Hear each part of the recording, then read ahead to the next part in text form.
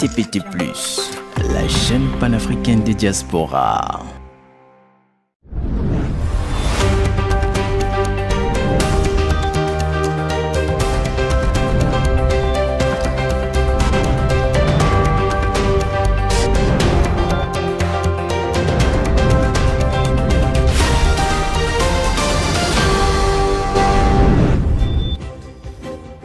Mesdames et messieurs, bienvenue sur TPT+, ensemble partageons l'information, les titres du journal.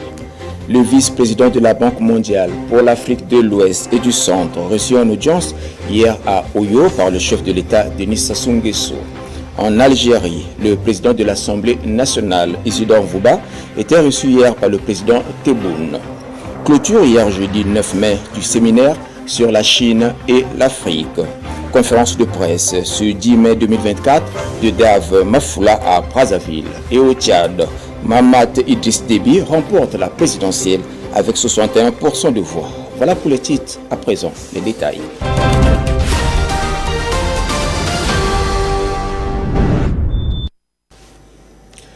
En ce jour de travail à Oyo, dans le département de la Cuvette, le président de la République, son Excellence Denis Sassou Nguesso, a reçu hier, jeudi 9 mai 2024, une délégation de la Banque mondiale. En toile de fond, le point du partenariat entre le Congo et la Banque mondiale. Plus de précisions dans ce reportage. Une délégation de la Banque mondiale, conduite par son vice-président pour l'Afrique de l'Ouest et du Centre, a échangé ce jeudi 9 mai 2024 avec le président de la République, Denis Sassou Nguesso. Ousmane Diagana, c'est de lui qu'il s'agit, en tournée au Congo avant l'étape du Gabon, est allé faire le point du partenariat entre la Banque mondiale et le Congo au chef de l'État. J'ai eu l'honneur et le privilège d'être reçu par son Excellence, Monsieur le Président de la République. Ça a été l'occasion pour nous de faire le point de notre partenariat avec le Congo. Je me suis félicité de la vitalité de ce partenariat, comme en témoignent d'ailleurs des rencontres régulières que nous avons eues avec son Excellence, Monsieur le Président de la République. Nous avons discuté des défis de développement auxquels le continent africain dans son ensemble est confronté. Le président, vous savez, au-delà du fait qu'il soit le président du Congo, il se préoccupe beaucoup de l'Afrique en tant qu'un des doyens des chefs de l'État du continent. Il nous a parlé de ces défis avec beaucoup de conviction et il a demandé que la Banque mondiale soit un partenaire qui contribue à adresser ces défis-là, qu'il s'agisse du défi du financement des infrastructures comme facteur essentiel pour le développement, qu'il s'agisse d'adresser des problématiques auxquelles l'agriculture est confrontée afin que l'Afrique ne soit pas un continent où l'insécurité alimentaire existe, mais plutôt que ce soit un continent qui puisse, à partir de l'agriculture, créer des emplois, qu'il s'agisse du défi de l'accès à l'énergie. Il s'est plaint du fait qu'il y a 600 millions d'Africains qui n'ont pas accès à l'électricité, ou bien tout simplement qu'il s'agit du défi du développement humain. Au sujet de la conférence internationale sur la forestation que le Congo va organiser en juillet prochain, le vice-président de la Banque mondiale, Ousmane Diagana, a déclaré que son institution va soutenir le Congo. Je voudrais profiter de votre micro pour féliciter le Congo pour son leadership sur cette question-là, qui est une question d'ordre mondial, et reconnaître le rôle important que le Congo joue, étant donné son potentiel en matière de foresterie. La dimension forêt se trouve parmi les priorités que la Banque mondiale elle-même a définies dans son évolution. On a un cadre précis à ce niveau-là et donc par conséquent, tout ce que le Congo va entreprendre comme initiative dans ce sens-là sera soutenu par la Banque mondiale. Et donc c'est pour dire que cette conférence-là, nous allons la soutenir et nous serons présents et nous en avons parlé avec son Excellence, Monsieur le Président de la République. Juste après, Denis Sassou Nguesso et la délégation de la Banque mondiale ont visité les étangs et ont effectué une partie de pêche à Ngolodoa, les Bains. Audience au palais El Mouradia d'Alger. Le président algérien a reçu en audience hier jeudi 9 mai 2024 le président de l'Assemblée nationale du Congo. Isidore Mvouba était porteur d'un message du chef de l'État Denis Sassou Nguesso à son homologue algérien Abdelmadjid Tebboune. Reportage. En séjour de travail en Algérie, le président de l'Assemblée nationale Isidore Mvouba a été reçu en audience au palais El Mouradia par la plus haute autorité de l'Algérie, le président Abdelmadjid Tebboune. C'est la voix de la sagesse que je veux de rencontrer, a déclaré le président de l'Assemblée nationale Isidore Mvouba. On vient de vivre un moment fastueux. Nous venons de rencontrer la voix de la sagesse. Comme il n'y en a plus beaucoup par les temps qui courent, et sur toutes les questions bilatérales. Et comme tout le monde le sait, l'Algérie et le Congo ont une vieille coopération depuis 1964. Mais elle a pris de l'envergure lorsque le président Denis Sassou Nguesso est revenu au pouvoir. Donc il y a une communauté de vues parfaite entre la République algérienne démocratique et populaire et le Congo. Dans le cadre du Parlement, il nous a félicités d'avoir lui a signé un accord cadre de partenariat et il espère qu'entre les deux chambres, les choses vont aller au mieux le plus vite possible. Il attend la commission mixte pour déclencher un certain nombre de choses parce qu'il regrette que les accords que nous avons eu à signer en 2017 lors du voyage d'État du président Denis Sassou Nguesso n'ont pas connu, comme on dit, une issue favorable. Mais il attend la commission mixte pour déclencher tout ça. Donc nous sortons là complètement comblés, ravis et heureux d'avoir rencontré un personnage hors du commun. Le président de l'Assemblée nationale Isidore Mvouba a été porteur du message du président de la République du Congo, Denis Sassou Nguesso, au président de la République algérienne et démocratique et populaire, Abdelmadjid Tebboune. En rappel, le Palais du Peuple avait servi de cadre le mercredi 8 mai dernier à la réunion du Conseil des ministres sous la très haute autorité du président de la République, chef de l'État, Denis Sassou Nguesso. 12 affaires inscrites à l'ordre du jour ont été examinées et approuvées par les membres du gouvernement. Reportage Michel Opakwele et Harold Luamba. Le Conseil des ministres s'est réuni ce mercredi 8 mai au Palais du Peuple sous la haute autorité du président de la République, chef de l'État, Denis Sassou Nguesso, où 12 affaires ont été à l'ordre du jour, dont parmi elles le projet portant création de l'autorité de régulation des jeux du hasard et d'argent, ainsi que du projet de décret portant organisation des études universitaires en République du Congo dans le cadre du système LMD. Thierry Mongala, porte-parole du gouvernement, nous dit ce qui suit. Longtemps considérés comme un divertissement, ces jeux de hasard et d'argent deviennent de plus en plus une véritable activité économique et génèrent d'importantes recettes fiscales. Cette réalité met cependant au jour des risques de criminalité en bande organisée, ayant amené les pays du monde à réglementer et encadrer cette activité. Au Congo, le secteur constitué d'établissements de paris hippiques et de paris sportifs, de casinos et de maisons de jeux connaît un véritable vide juridique susceptible de générer des abus de plusieurs ordres. Par exemple, la non-protection des mineurs, le refus des tenanciers de ces établissements de s'acquitter de leurs obligations fiscales au détriment des recettes légitimes attendues par l'État, mais également et plus grave, des troubles à l'ordre public avec des risques de développement d'activités prohibées par la loi, la morale, etc.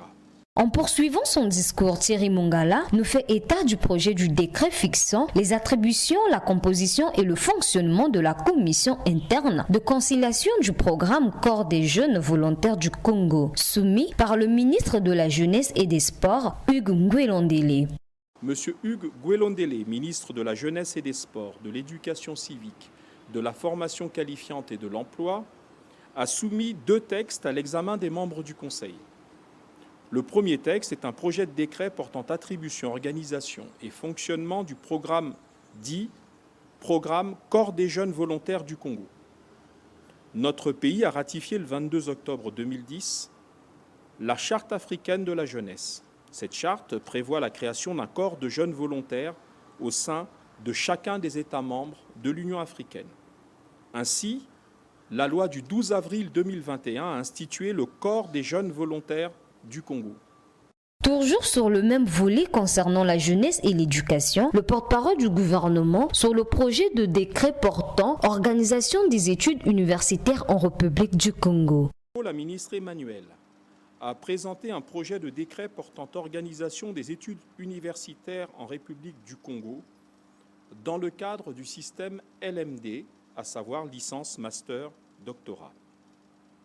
La ministre a précisé à l'attention des membres du Conseil que ce système désigne l'ensemble des mesures qui modifient le système d'enseignement supérieur pour l'adapter aux standards internationaux et modifie ce système l'organisation des études supérieures dans les universités et établissements d'enseignement supérieur. Fruit de la volonté politique des chefs d'État de la CEMAC exprimée en 2005 de constituer un espace commun d'enseignement supérieur, de recherche et de formation professionnelle. Cette réforme a été introduite tout d'abord à l'université Marien-Ngouabi en 2009, puis est étendue, et ce projet vient consacrer cette situation. Ce système LMD a donc été étendu à tous les établissements d'enseignement supérieur publics et privés.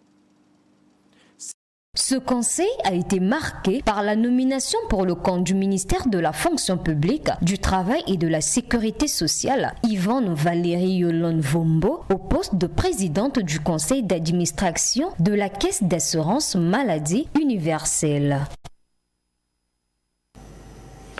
Le Premier ministre, chef du gouvernement, Anatole Koulinema-Kosso, membre associé de l'Académie des sciences d'outre-mer, a donné le clap de fin du colloque international sur le thème « La Chine et l'Afrique ».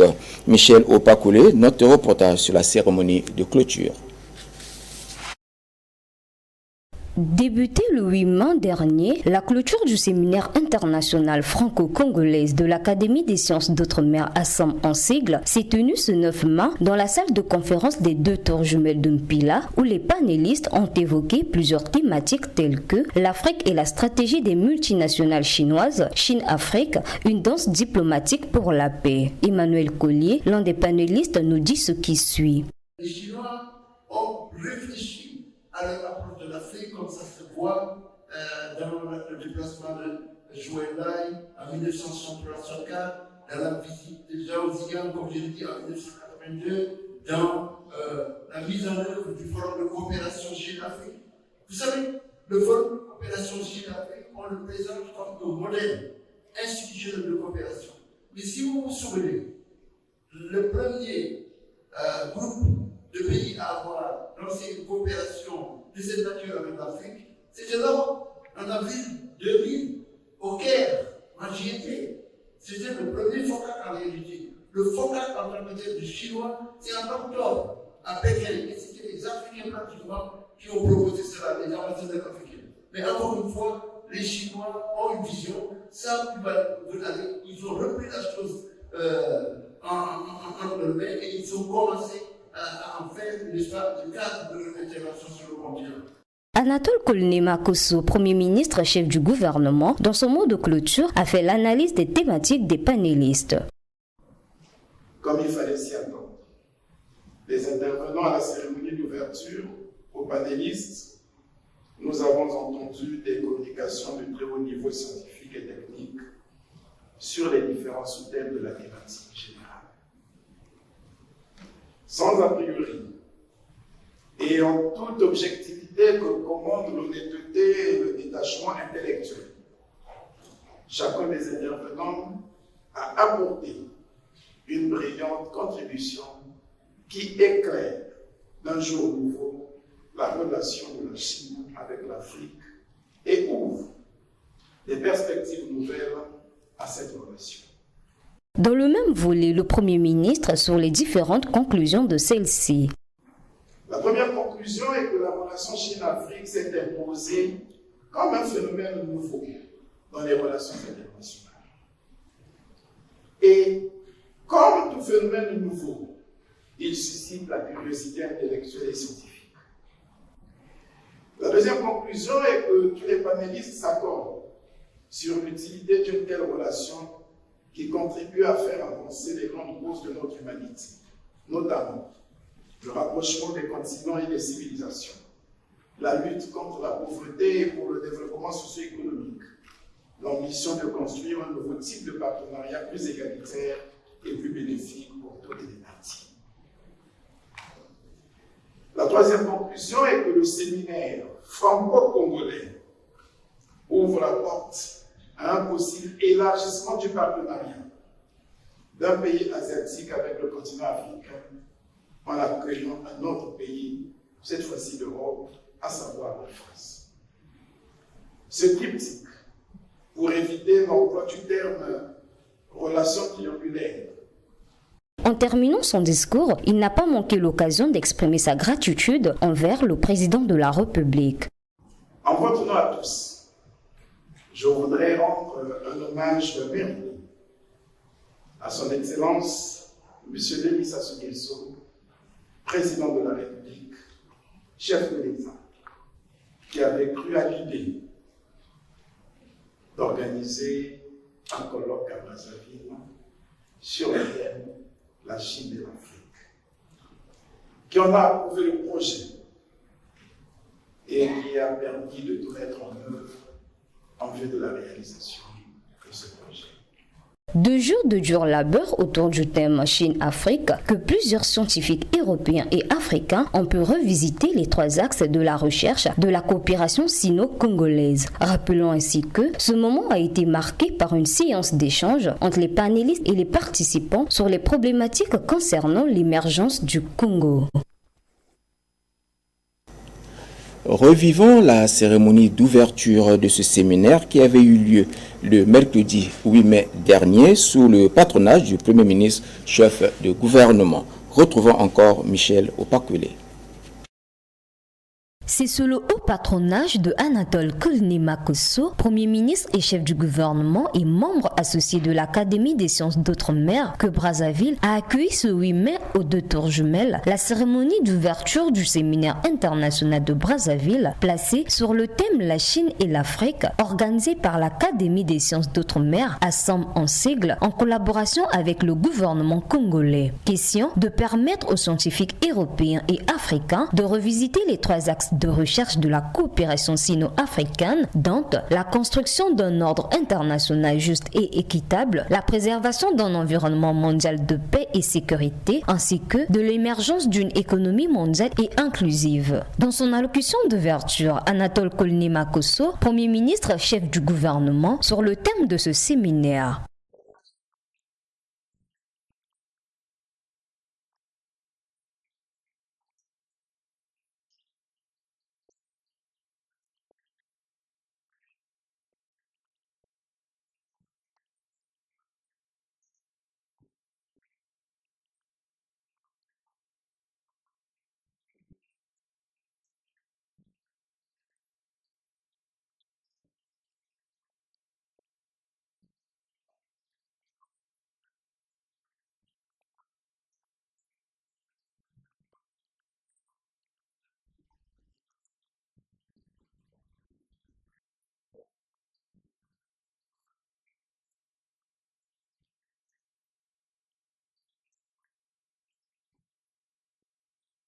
Dans le même volet, Dieudonné Bantimba, maire de la ville de Brazzaville, nous dit ce qui suit sur l'objet de ce colloque international.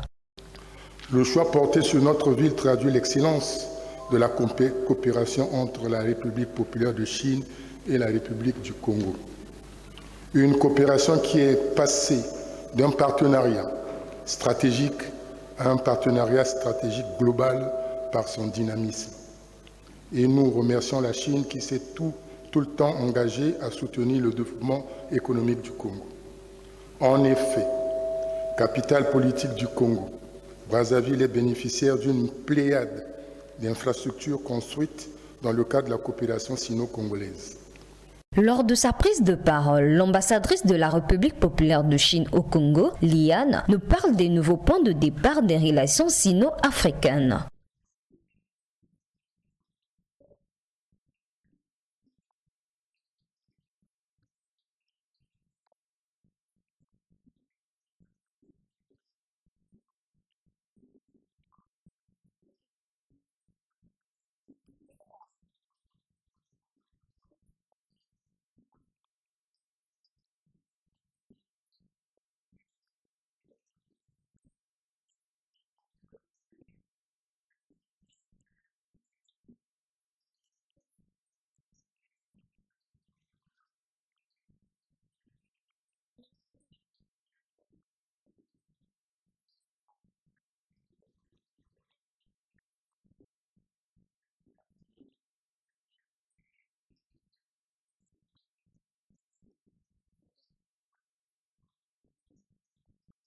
Au cours de cette cérémonie, les panélistes ont débattu à tour de rôle sur différentes thématiques telles que la coopération sino-congolaise, moteur principal du développement des infrastructures et de l'unification du territoire, de Jean-Jacques Bouya, ministre d'État et de l'aménagement du territoire. Rappelons que la 60e anniversaire des relations diplomatiques entre la Chine et le Congo, ainsi que le 24e anniversaire du Forum de coopération sino-africaine, offrent une excellente opportunité à l'Académie des sciences d'outre-mer de revoir les 3 axes de recherche.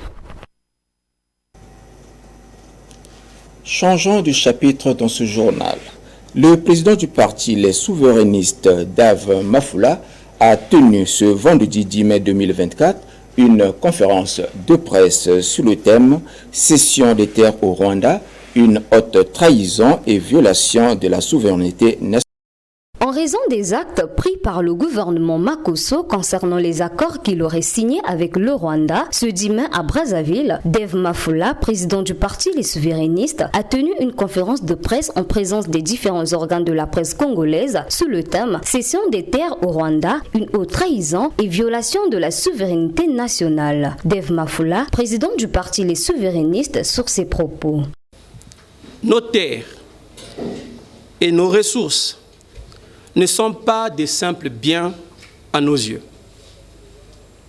Elles sont la base de notre identité spirituelle, culturelle, collective, et elles constituent le fondement de nos moyens de subsistance économique. Pour s'en rassurer, interrogeons les textes intégrés en préambule de notre Constitution. Le préambule de notre Constitution proclame que le peuple congolais affirme son attachement aux vertus du dialogue comme moyen de règlement pacifique des différends dans le cadre d'une république apaisée. Le peuple congolais réaffirme solennellement son droit permanent de souveraineté inaliénable sur toutes les richesses nationales et les ressources naturelles comme éléments fondamentaux de son développement. Conscient que le développement du Congo repose sur l'exploitation des ressources naturelles, le président du parti Les Souverainistes, dans la suite de ses propos, dénonce le gouvernement Makosso. Mes chers compatriotes, si en ma qualité d'homme politique, il est de ma responsabilité de dénoncer les dérives du pouvoir en place, mais en tant que citoyen congolais, prendre position est bien plus qu'un devoir lorsque certains accords menacent la souveraineté de mon pays. C'est à ce double titre que je me tiens devant vous pour dénoncer la spoliation de nos terres par le gouvernement et exprimer mon soutien au peuple congolais dans ce combat de préservation de nos terres, de notre héritage. Car là où il y a davantage de défaillances et de flou, c'est là où le peuple est appelé à renforcer sa vigilance. Dave Mafula n'a pas manqué une fois de plus l'occasion de pointer du doigt au gouvernement Makosso. Le premier point, il s'agit de l'illégalité de la concession de 300 hectares des terres de la zone industrielle et commerciale de Maluku à la société rwandaise Crystal Ventures. Deuxième point, l'illégalité du décret numéro 2022-258 du 18 mai 2022 portant autorisation expresse d'occuper une réserve foncière de l'État par la société Elevanco Congo, Massangi, district de Yamba, dans le département de la Bouenza. Le troisième point, c'est l'illégalité de la cession de 11 035 hectares d'une réserve foncière du domaine de l'État située au lieu dit village cité de David et Djambou-Fouana, district de Luvaku, dans le département du Niari. Le quatrième point, c'est l'inconstitutionnalité de la mise en œuvre de l'accord cadre sans autorisation de ratification par le Parlement. Face à cette problématique, le président du parti Les Souverainistes sur son engagement. Par conséquent, mesdames et messieurs les journalistes, mes chers compatriotes, je saisis cette occasion pour informer solennellement la communauté nationale et internationale de mon engagement à entreprendre immédiatement des procédures légales aux fins d'aboutir au retrait ou l'annulation des dits textes. Je procéderai sans délai à la saisine du Premier ministre au moyen d'un recours préalable aux fins d'obtenir le retrait de ces arrêtés illégaux. À défaut, le juge du contrôle de la légalité sera saisi.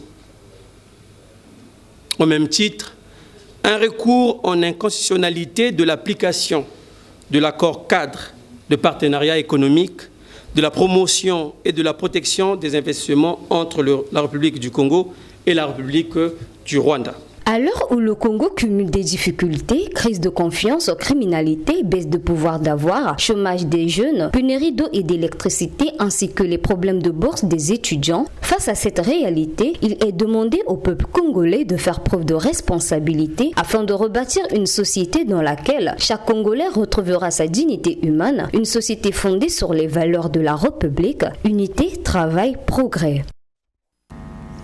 Vous venez là de suivre Dave Mafula, le président du parti Les Souverainistes, qui a tenu ce vendredi 10 mai 2024 une conférence de presse sous le thème « Cession des terres au Rwanda, une haute trahison et violation de la souveraineté nationale ». C'était un reportage de Michel Opakele. Autre chose à présent.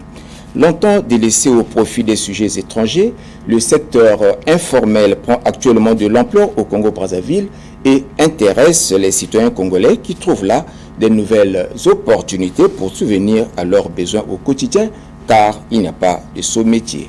Récit d'Harold Luamba.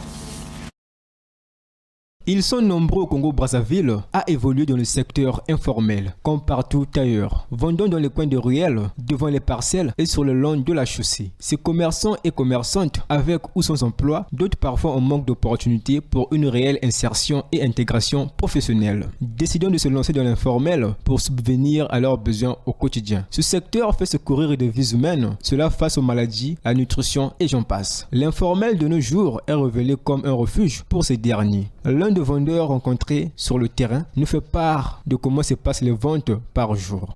Il y a de ces jours que ça marche et il y a de ces jours aussi que ça ne marche pas. Des fois, toute une journée, on peut, quand la journée a l'heure bonne, on peut vendre, on peut faire une vente peut-être de 35 000 à 40 000, parfois 25 000.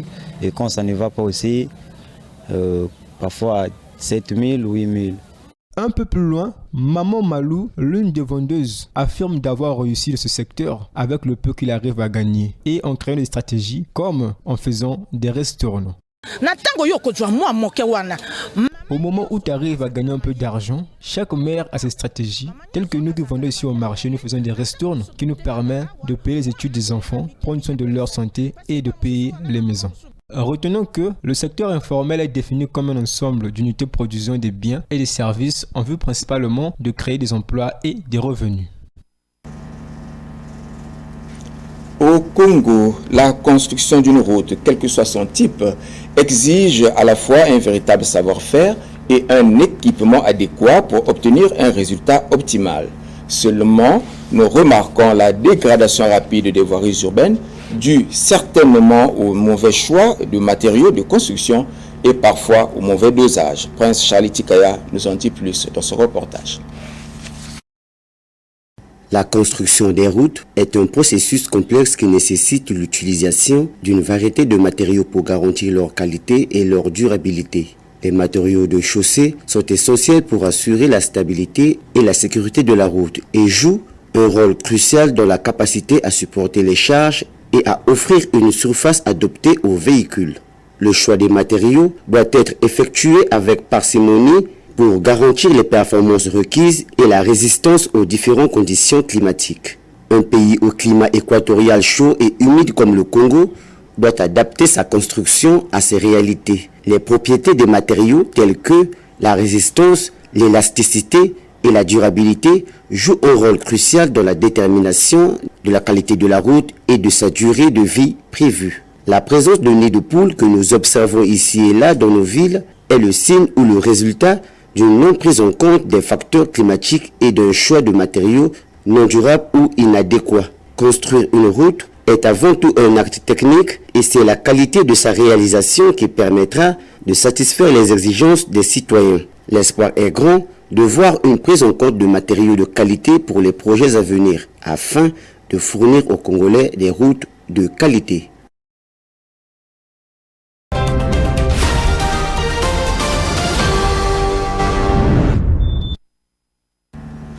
À l'étranger, au Tchad, ambiance de fête dans la ville de Djamena, peu après l'annonce de la victoire du président de transition du pays, Mahamat Idriss Déby. Il a remporté la présidentielle du 6 mai avec 61% de voix. Ces décomptes devaient être encore validés par le Conseil constitutionnel.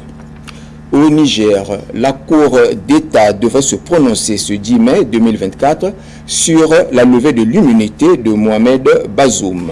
Le président renversé le 26 juillet 2023 est toujours détenu à la résidence présidentielle à Niamey avec sa femme. Il devait être jugé pour haute trahison, apologie et financement du terrorisme. Enfin, en Ukraine, la Russie a tenté ce vendredi de percer les lignes de défense ukrainiennes en lançant une offensive terrestre dans le nord-est du pays, près de Kharkiv. Selon le ministre ukrainien de la Défense, des combats sont toujours en cours. Mesdames et messieurs, ainsi prend fin notre journal. Merci d'avoir choisi TPT+, la chaîne du moment. Et surtout, n'oubliez pas, pas une info sans TPT+. Au revoir.